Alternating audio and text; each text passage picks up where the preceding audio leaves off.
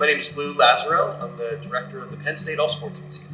The fact that we are the chroniclers and historical repository of the entirety of Penn State athletics since its inception in 1875, it's our responsibility to put on display the history of all the teams that have ever competed for Penn State. So 31 current teams that are ranked as varsity athletics, plus another 6 that have existed historically that we no longer compete in varsity.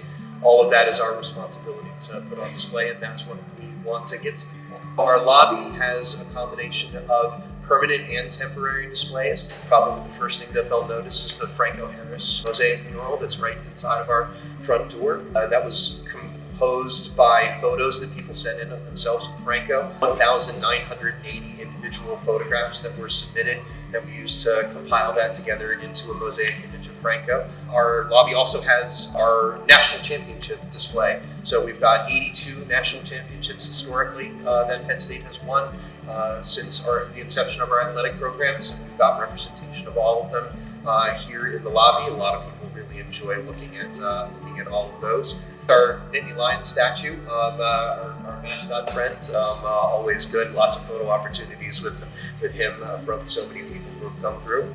Once folks are in the lobby, then we invite them to go upstairs. That's where our special exhibit hall is, which currently is where the I Am a Penn Stater Nittany Lions of World War II exhibit is currently on display and will be for another year.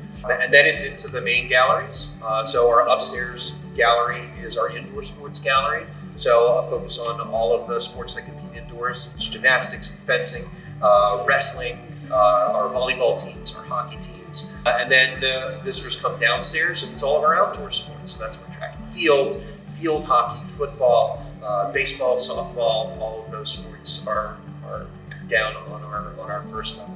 In order to give people sort of the real feel of what an athletic environment is like, we've recreated the surfaces. So there's a section of a basketball court in the basketball exhibit.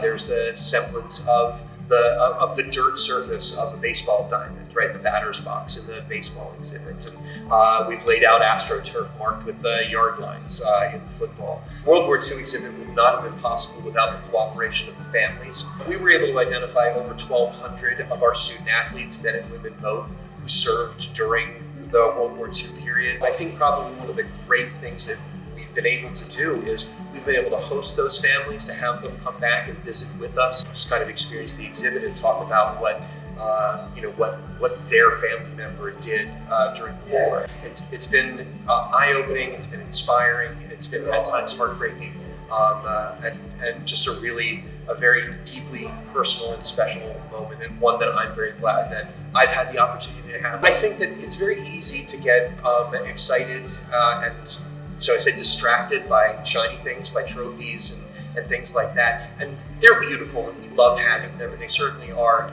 an attractive aspect to the museum.